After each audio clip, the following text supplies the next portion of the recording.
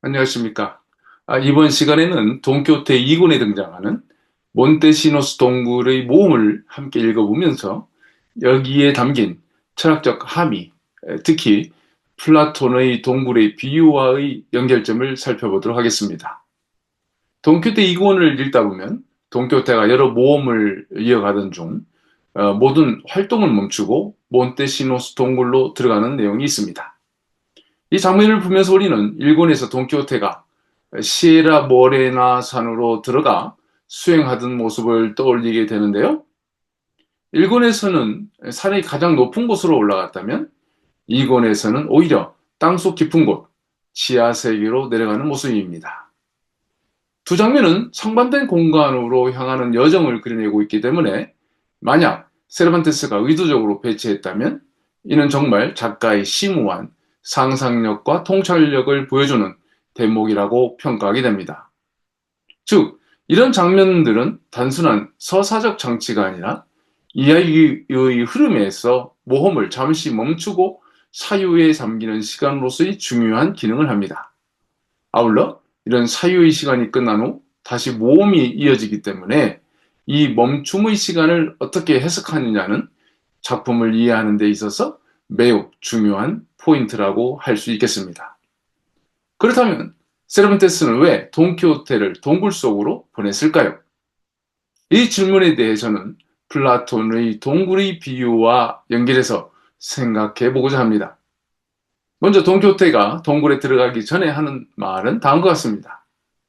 저는 여기 눈앞에 나타나는 깊은 시면에 가라앉을 것이옵니다.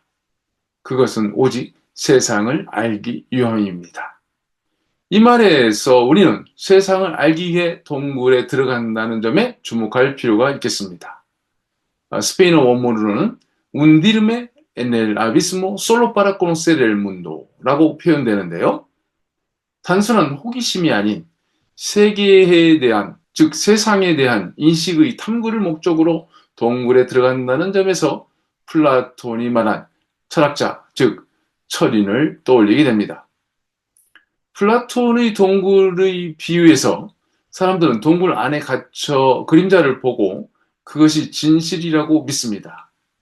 하지만 어떤 사람이 이 허상을 깨닫고 동굴 밖으로 나가면 그는 진정한 현실, 즉 이데아의 세계를 보게 됩니다. 그림자에 해당되는 것은 사람이 감각을 통해 인지하는 세계를 말하는데요. 우리의 감각이라는 것은 매우 제한되어 있기 때문에 그 인지에도 한계가 있는 것이고요. 사람에 따라 감각 역시 다르기 때문에 그것이 진실이라고 규정하기는 어렵습니다. 따라서 그 감각이 잡아놓은 왜곡의 쇠사슬을 풀고 철학적 사유를 통해 해가 있는 밝은 세계를 보라는 의미가 들어있는데요.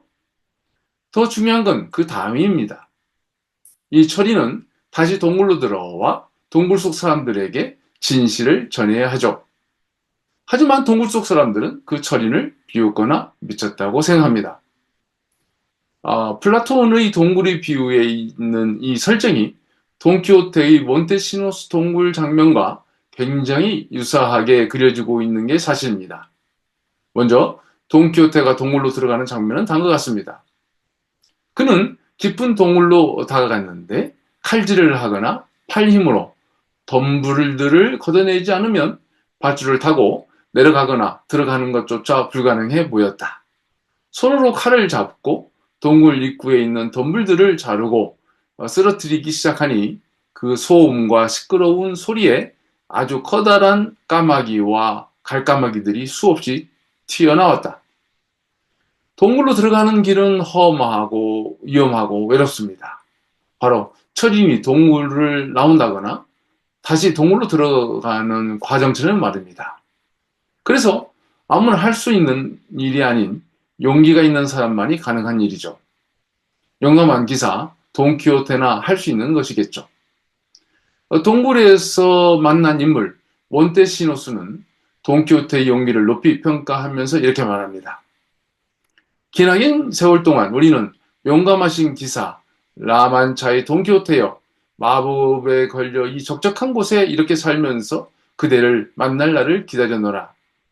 그대 같은 불굴의 심장과 훌륭한 용기를 가진 자만이 감행할 수 있는 중요한 일이기에 기다려왔다네. 고명하신 그대여, 나를 따라오시라.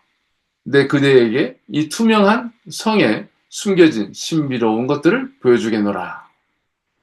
그런데 중요한 건 그 다음입니다. 동굴을 다녀온 돈키호테가 다시 바깥 세상으로 돌아와 산초에게 동굴 속 이야기를 하자 산초는 이렇게 반응합니다.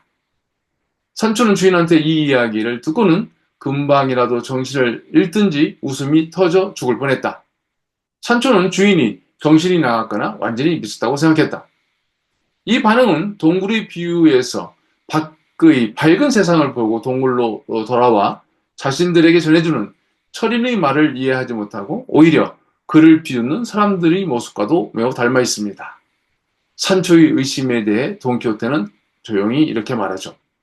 세월이 가서 때가 되면 저 밑에서 본 걸 자네에게 또 이야기해 줌세. 그러면 지금 내가 한 이야기를 믿게 될 걸세. 그게 다 진실인 건 재론이나 반박의 여지가 없으니까. 흥미로운 점은 플라톤의 동굴의 비유와 돈키호테의 구조가 거울처럼 바뀌었다는 사실인데요. 플라톤은 우리가 사는 현실을 동굴 속에 비유하고 철학자는 동굴을 벗어나 바깥 세상의 진실을 보고 다시 동굴로, 즉 현실로 돌아오게 되죠. 하지만 돈키호테에게는 바깥이 현실이고 동굴이 또 다른 진실의 세계입니다. 돈키호테는 자신이 봤던 동굴 속 세상을 가장 사려 깊은 인간의 상상력이 꿈꿀 수 있는, 자연이 만들 수 있는 최고의 아름답고 즐거운 곳이라고 표현하고 있습니다. 몬테시노스 동굴 이야기에서는 동굴 속이 이상적인 세계이고 동굴 밖의 세계, 즉 산초가 있는 공간은 감각으로 왜곡된 세상, 쇠사슬로 묶인 채 그림자를 현실로 보는 세상인 것이죠. 돈키호테는 이 아름다운 내면의 진실을 보고 돌아와 말하지만 산초는 그를 미친 사람으로 받아들이고 있는 것입니다. 소설 돈키호테는 단순한 해악의 소설이 아닙니다.